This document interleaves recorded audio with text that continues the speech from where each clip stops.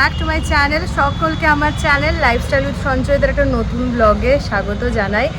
তো শনিবার আজ পোগো যথারীতি স্কুল ছুটি, বাড়িতে রয়েছে, বাট আমাদের তো রয়েছে, তাই বেরোচ্ছি। স্কুলের টাইমও হয়ে গেছে, 10:30 নাগাদ বাজছে। আর রিমঝিম বারিশ হয়েই চলেছে। মানে আজ প্রায় 3 দিন হতে চললো কন্টিনিউ বারিশ, কখনো কম কখনো বেশি। এখন একদম সেই স্নোফলের মতো ঝিরিঝিরি পড়ছে, ভালো লাগছে সেটার না। বর্ষাকালে এই ধরনের ওয়েদার থাকাটাও একদম দরকার, তাই না? হ্যাপি খিচুড়ি ডে বলা যাচ্ছে না, কারণ শনিবার হওয়া সত্ত্বেও আমাদের বাড়িতে মাঝে মধ্যে খিচুড়ি হয়। শনিবারে খিচুড়ি খাওয়া, খিচুড়ি বানানো মানে মঙ্গলকর, এটা মনে করা হয় আমাদের বাঙালিদের ঘরে। কিন্তু তা সত্ত্বেও আজকে খিচুড়ি হচ্ছে না, ওয়েদার সুন্দর আছে তাও। কারণ আজকে আমাদের ওই একটা বিশেষ খাবার ফেস্টিভ্যাল পালন করা হচ্ছে প্রতি বছরের মতো এবছরও। মনসা পূজা আসছে, তার আগে এই সমস্ত জিনিসগুলো মানে রথ আর মনসা পূজার মাঝে শ্রাবণ মাসে আমাদের এই খাবার ফেস্টিভ্যালগুলোও করা হয়। তো আজকে হচ্ছে খই ঢারা বলা হয়। এর আগে ক্ষীর পিঠার একটা অনুষ্ঠান হয়েছে, যেদিন ওই সরু চুকলি আর পায়েস খাওয়া হয়, ভাত হয় না সেদিন বাড়িতে। তো নিরামিষ সেদিন ফোটা হয়, সেদিন ব্লগ বানানো হয়নি। তো আজকের দিনটাই খই ঢারা হয়। কি ব্যাপার না ব্যাপার সব নিয়ে স্কুল থেকে ফিরে এসে ব্লগ কন্টিনিউ করব। সাথে থেকো, খুব ভালো ভালো মানে অবশ্যই আনহেলদি, তেলে ভাজা টাইপের প্রচুর জিনিস, প্রচুর খাওয়া দাওয়া হয়। তো চলো আপাতত বেরোই, হাওয়াও চলছে, তার সঙ্গে বৃষ্টিও চলছে, ছাতা টাতা নিয়েছি, রেডিও হয়ে গেছি, বেরোই চলো।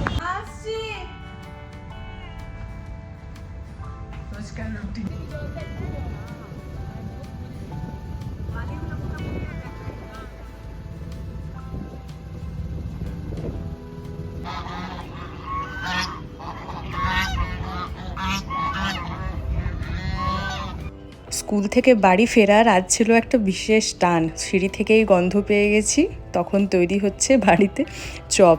মায়ের হাতের এই চপটা বছরে একদিনেই পাওয়া যায়, আর সেটা হলো আজকের দিনে। একদম প্রফেশনাল চপ দোকানের মতোই আমাদের কিন্তু বাড়ির চপটারও টেস্ট হয়। সুন্দরভাবে হাতে লেচি কেটে তারপরে সেটাকে বেসনের গোলায় ডুবিয়ে রেখে আর গরম গরম তেলে ভাজা। সারা বছর আমরা ওয়েট করে থাকি এই দিনটার জন্য। শুধুমাত্র আমরাই না, এখন আবার পোগো বা ঐশী তারাও কিন্তু ওয়েট করে থাকে, কারণ আজকের দিনে অনেক ধরনের খাবারের একসঙ্গে সমাবেশ। চপ তো রয়েছে, তার সঙ্গে আজকে আবার করা হয়েছে চানা আর আলুর ঘুগনি, তার সাথে রয়েছে চিড়ের পোলাও। মিষ্টি মিষ্টি না, ঝাল মিষ্টি, কারি পাতা, ড্রাই ফ্রুটস আর সবজি টবজিও রয়েছে তার সঙ্গে। হচ্ছে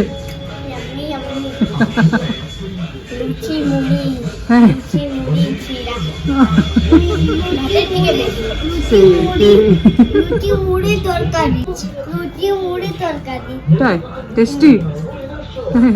Yummy, yummy.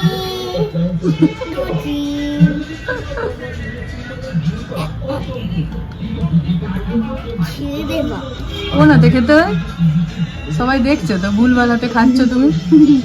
হ্যাঁ, কোন হাতে খেতে হয়? ওদের খাওয়া হয়ে গেল, এরপর আমি সবটা একসঙ্গে সাজিয়ে নিয়ে বসেছি। এই হলো আমাদের আজকের খই ঢারার খাবারের আয়োজন। চপ, মুড়ি, সাথে রয়েছে লুচি, বোঁদে, এখানে রয়েছে ঘুগনি, আর সাথে ঝাল মিষ্টি চিড়ের পোলাও। তো চলো শুরু করি। সারা বছর কিন্তু ওয়েট করে থাকি এই চপ বাড়িতে বানানোর জন্য। প্রথমে চিড়ের পোলাওটা দিয়ে শুরু করলাম। মিষ্টি হয় না, কিন্তু খুব টেস্টি হয় জিনিসটা। পোগো করছে এখানে কালার করতে মন যাচ্ছে আজকাল একটু বেশি। দিদিয়ার মতো ড্রয়িং স্কুলে ওকেও ভর্তি করতে হবে, না ভর্তি হবে না? বেরোচ্ছিলাম একটু, ওকে রং দিয়ে বই খাতা দিয়ে বসিয়ে দিয়েছি, ও মোটামুটি এখন করবে। আর টুকিটাকি কতগুলো কাজে বেরোচ্ছি, দিদিকে ওখান থেকে ফোন করে নেবো। চলো তাহলে, সন্ধে প্রায় 7টা, পৌনে 7টা বাজছে।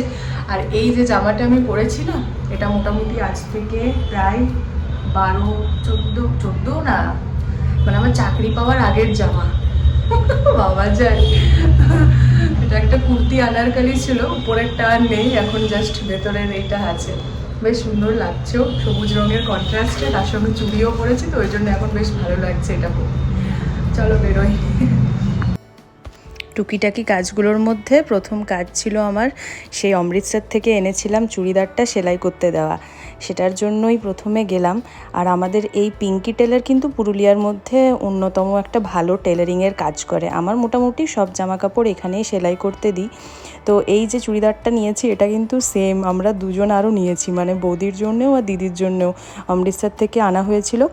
তো এখানে দাদাটা দেখেই বুঝতে পেরে গেছে, আমাকে বলছে এরকম একটা চুড়িদার তোমার দিদিও দিয়ে গেছে। তো যাই হোক, সেটা দিয়ে এরপরে আবার দিদির সঙ্গে দেখা করতে গেলাম। দিদিকে অলরেডি ফোন করে দিয়েছিলাম, দিদি এক জায়গায় যেয়ে আমার জন্য ওয়েট করছিল। কটা শাড়ির দোকানে যাওয়ার আছে, সেলের সময় একবার শাড়ির দোকানে যেয়ে ঢুমারাটা মানে মনে হলো ঠিকই আছে, চলো একবার যেয়ে দেখি। তো আমার সেরকমভাবে কিছু নেওয়ার নেই, কিন্তু দেখবো যদি স্কুলে পড়া সেরকম কিছু শাড়ি পাওয়া যায় তাহলে দু একটা নিয়ে রাখবো, আগামী বছর সেগুলো পরবো। এবছর পুজো নিয়ে সেরকম মাতামাতি নেই, যেহেতু আমরা মন্দিরে উঠতে পারবো না। আর এই মন্দিরটা আসার মাত্র আপনি একবার না দাঁড়িয়ে প্রণাম করে বেরোতেই পারবেন না। আমাদের চকবাজারের কালী মন্দির, দুর্গা মন্দির একসঙ্গে। আর ওই যে দূরে কালো সালোয়ার পরে দিদি দাঁড়িয়ে আছে, চলো দোকানে যাই। এই যে শ্রীকান্ত কালেকশন, পুরুলিয়ার অন্যতম ভালো শাড়ি বিপণী কেন্দ্র। পছন্দ মতো শাড়ি এখান থেকে পেয়ে যেতেই পারেন। তো সেলের কালেকশন আমরা যেহেতু নিতে গেছি, অনেকটাই ঘেটে গেছিলো তখন। আমরা সেই 15ই জুলাই থেকে সেল চলছে, অনেকগুলো দিনই পেরিয়ে গেছে। তো আমার তো সেরকম কিছু ক্রাইটেরিয়া ছিল না, কিন্তু দিদি বেশ কিছুটা ভেবে গিয়েছিল। আর এখন জানেন তো আমাদের দুজনের, মানে আমার আর দিদির শাড়ি চয়েস করা এমন মিলে গেছে, চোখ বন্ধ করে যেন আমরা একই জিনিসে হাত দিই, এরকম হয়। তো এই শাড়িটা দিদির প্রচণ্ড পছন্দ হয়েছিল। প্রথম থেকেই ভেবেছিল যে একটা এরকম অ্যাশ বা ব্ল্যাক কালারের মধ্যে ব্লক প্রিন্টের শাড়ি নেবে। তো দেখা যাক পছন্দ হয় কি না। আর আমিও তার মধ্যে দু একটা শাড়ি পছন্দ করেছি, শেষ অবধি দেখা যাক নেবে কিনা। আমার তো এই শাড়িটাও বিশেষ পছন্দ হয়েছে, কালারটা দেখো কি সুন্দর, কি অপূর্ব। সাধারণ কমন কালারের মধ্যে একদমই না, রাস্ট বা ইট কালারের মতো।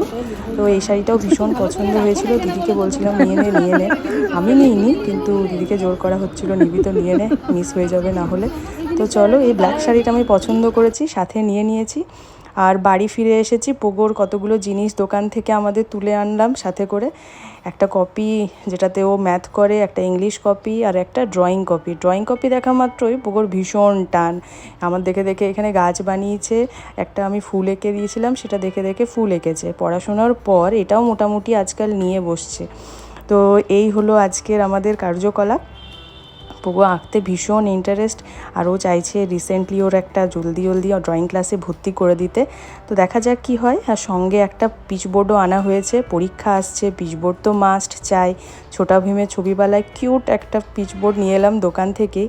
সারা জীবনের মোটামুটি এটা একটা সাক্ষী হয়ে থাকবে জীবনের ছোট বড় পরীক্ষার। প্রথম জীবনে পরীক্ষা দিতে যাচ্ছে, তার মধ্যে নামও লিখে দিয়েছি, সৌজন্য চেল, নার্সারি বি, আর সেটা নোংরা করাও হয়ে গেল এরই মধ্যে। কি আর করা যায়, বাচ্চা ছেলে। এই হলো পোগোর প্রথম ড্রয়িং খাতা। ভীষণ নস্টালজিক হয়ে উঠবে ব্যাপারটা বড় হয়ে। আমিও ড্রয়িং শিখেছি ক্লাস 8 অবধি, সে সমস্ত খাতা এখন আর নেই, কিন্তু আমার খুব ইচ্ছা পোগোর এই খাতাটা আমি সযত্নে রেখে দেবো। তো ব্লগটাও এখানে শেষ করছি বন্ধুরা। ভালো লেগে থাকলে অবশ্যই একটা লাইক করে দিবেন, আর চ্যানেলে যারা নতুন দেখছেন প্লিজ সাবস্ক্রাইব করে নেবেন। দেখা হবে একটা পরের ব্লগে, ততক্ষণের জন্য গুড নাইট।